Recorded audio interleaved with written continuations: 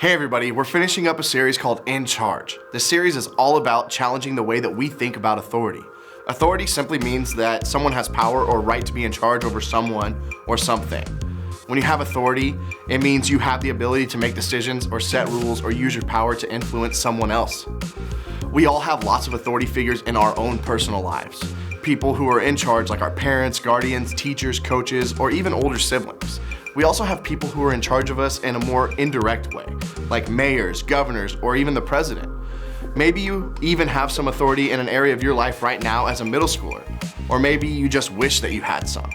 Well, today we're gonna challenge how you see authority because let me let you in on a secret. You actually have more authority than you realize. You right now as a middle schooler are in charge of one thing that's actually really important, and that's yourself. Here's why this is important. You have authority over yourself right now. You may even have authority over others, and you're definitely gonna have the chance to be in charge as you grow up. And because of that, it's all important as we use authority that we use it in the best possible way. We want to be sure that when we're in charge, we use the authority that we have in good and healthy ways.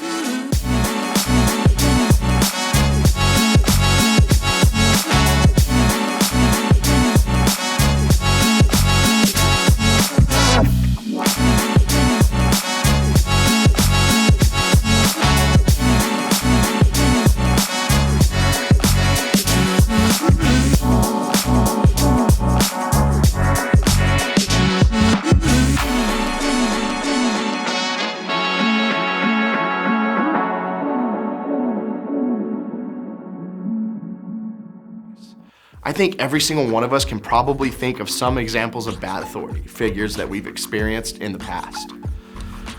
Maybe it was a teacher, a coach, or an older sibling, or even a parent who used their authority to mistreat, be unfair, use, or even hurt the people that they were in charge of. If you've been on the receiving end of someone using their authority this way, then you know how hurtful it can be. None of us want to be a leader like that. If we're gonna be in charge, we want to use the authority that we're given for good. We want to be the kind of leaders who we want to have. So the question is, how do we do this? Well, today we're gonna learn from the greatest leader there ever was, and that's Jesus. When he was here on earth, Jesus was the master of using the authority that he had to lead and care for people with love. In fact, I think it was the combination of authority and love that made so many people want to follow him in the first place. While Jesus was on earth, he was different. His authority was different. Jesus changed everything about the way people understood authority back in his time. And even if people didn't like it, they couldn't deny that there was something about Jesus that made him the kind of leader people wanted to have in charge. One group of people who really didn't like Jesus or the authority that he had were the Jewish Pharisees. These guys were the religious leaders of their time.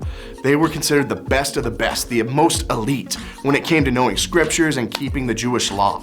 These guys had huge authority and influence over the Jewish people, but they were known for using that authority to make themselves seem better, smarter, and more important than everyone else. When Jesus came along, he created all kinds of problems for these Pharisees. They were afraid he was going to take away their power by getting the people to follow him instead. So they tried everything they could to make Jesus look terrible, to convince people that he wasn't a leader worth following after all.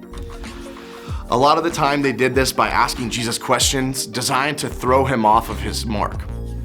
They wanted to prove he didn't really know what he was talking about when it came to following God. And here's how it went down. Check this out.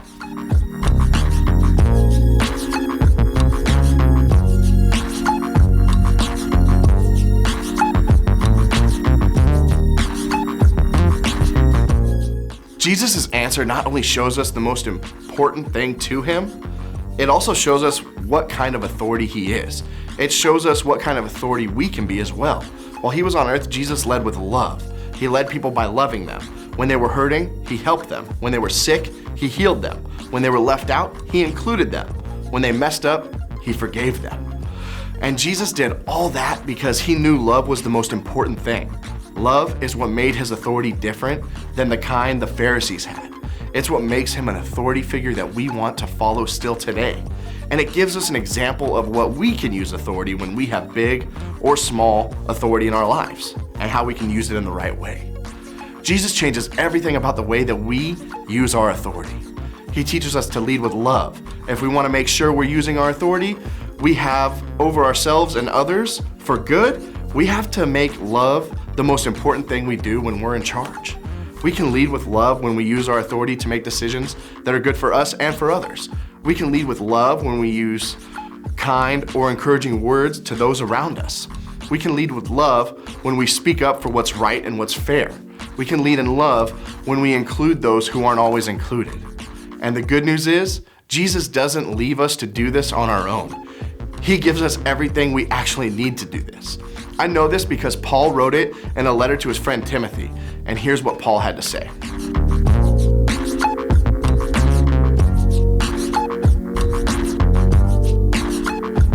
See, God created us with all the things that we need to be in charge.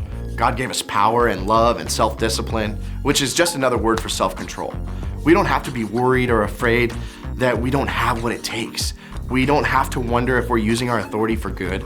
Instead, we can lean on what God has given us to be the kind of authority that makes a difference. We can lead with love. So what does this actually look like? How can we lead with love for God, for ourselves, and for other people? First, we can learn about who God is and what God's heart is like. That will help us see how to lead with love like God does. Plus, one of the amazing things about having a relationship with God is that God walks through everything with us. God's very Spirit lives inside of us.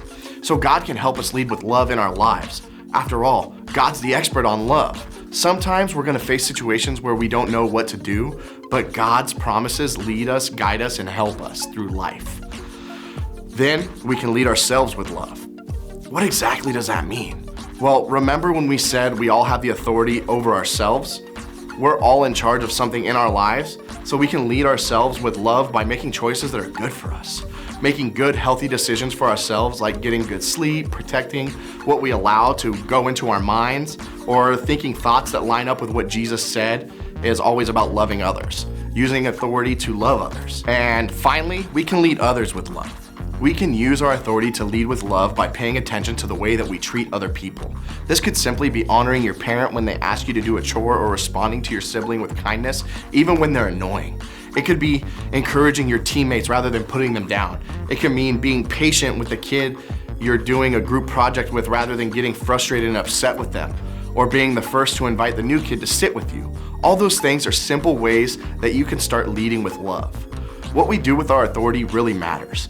And if you can understand this now, as a middle schooler, I can only imagine how much better you'll be at being in charge as you grow up.